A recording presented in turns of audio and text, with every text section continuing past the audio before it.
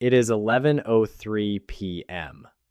You are lying in bed, the lights are off, and the blue light from your phone is the only thing in the room. You open your banking app. Usually you do this out of habit or maybe out of dread.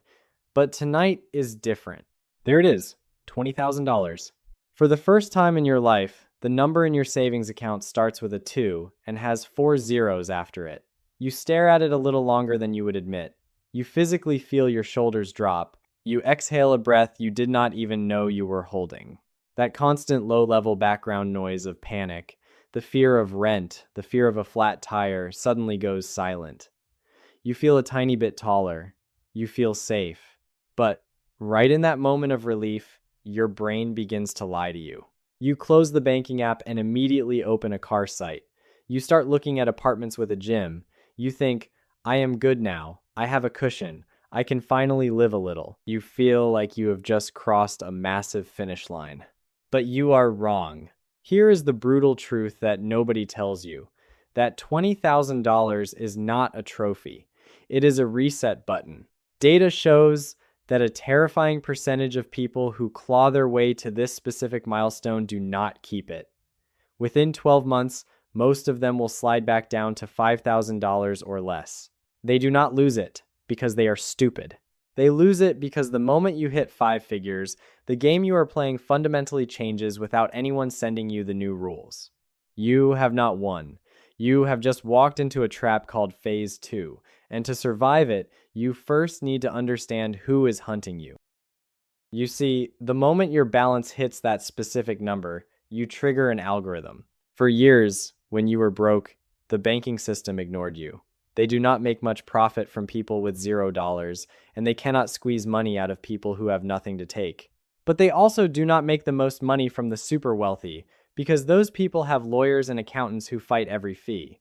The sweet spot, the Goldilocks zone for the financial industry, is you right now. You are the perfect victim, because you are finally creditworthy, but you are still psychologically fragile. You have money to lose, and you are desperate to reward yourself for saving it.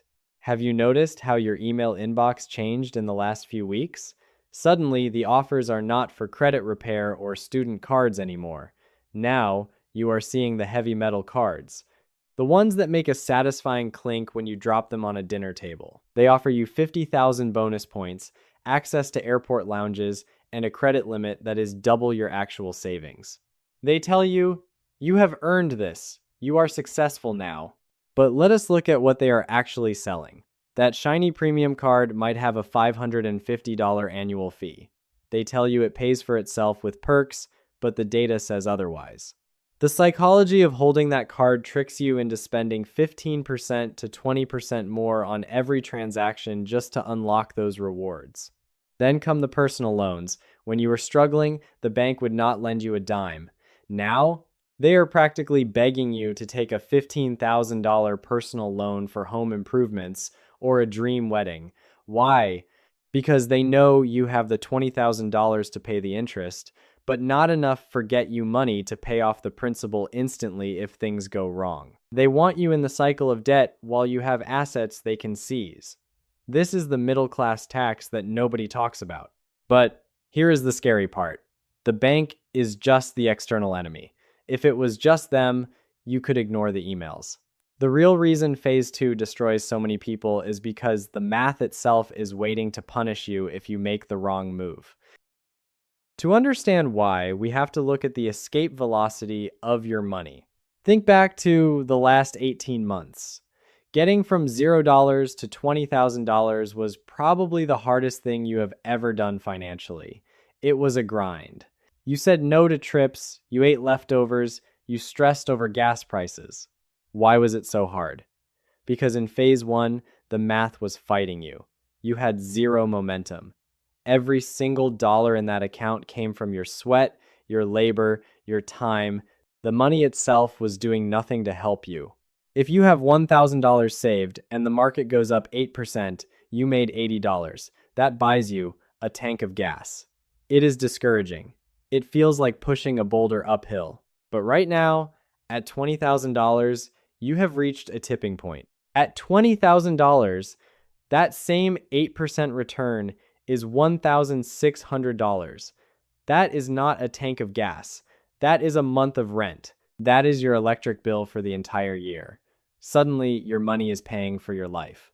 The boulder is starting to roll on its own. This is the critical difference. The first 20,000 is a shield against poverty, but the second 20,000, that is your engine. And this brings us to the tragedy of the reset. If you treat that first $20,000 as a shopping budget to buy that new car you have been eyeing, you are not just spending money. You are killing the engine. You are voluntarily walking back down the hill to push the boulder up again. You are resetting the difficulty of the game back to hard mode just when you unlocked easy mode. The wealthy understand this. They never ever kill the engine. They live off the speed, not the fuel.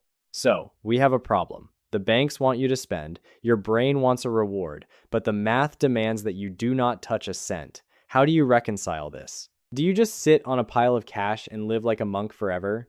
No, that is unsustainable. You need a system that allows you to live without destroying the machine you just built. You need the floor. Most people view their bank account as a single bucket. Money goes in from a paycheck, money goes out for bills. If there is money left in the bucket, they feel rich. If the bucket is empty, they stop spending. This one bucket mindset is why people fail phase 2. To survive, you need to visualize your money not as a bucket, but as a layer cake. And the most important layer is the bottom one, the floor. This is not just a savings account. This is a psychological line in the sand. You need to look at that $20,000 you just saved and tell yourself, this is not money, this is zero. This is your new zero. This is the concrete foundation of your life. You do not touch the floor for a vacation. You do not touch the floor for a car down payment. You do not touch the floor because you are bored. The only time you break the floor is if there is actual blood, fire, or a lawsuit. That is it. Above the floor is layer 2, the growth. This is every dollar above that $20,000 mark. Let us say you save another $5,000. That money is your soldier. That money goes immediately into low-cost index funds, real estate, or business investment. This layer's job is to work while you sleep. And finally, layer 3, the options. This is where the fun happens. You are allowed to spend money. You are allowed to buy the nice shoes or the trip to Japan. But, and this is the rule that changes everything, you only fund layer 3 with the overflow from layer 2. When you adopt the floor mindset, something changes in your posture. You stop walking around with poverty PTSD. You know that no matter what happens, layoffs, recessions, bad luck, you will never fall past the concrete. But I know what you are thinking. This sounds great in theory, but does it actually work in real life when the temptation is staring you in the face? To answer that, let me tell you the story of two friends, Alex and Jordan, who faced this exact choice. Alex and Jordan are both 30 years old.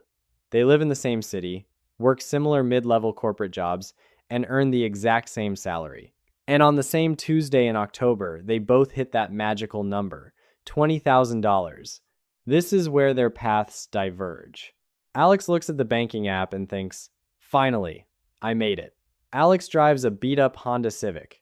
It works fine, but it is noisy, the paint is peeling, and the AC struggles in the summer. Alex thinks, I have $20,000, I deserve better than this.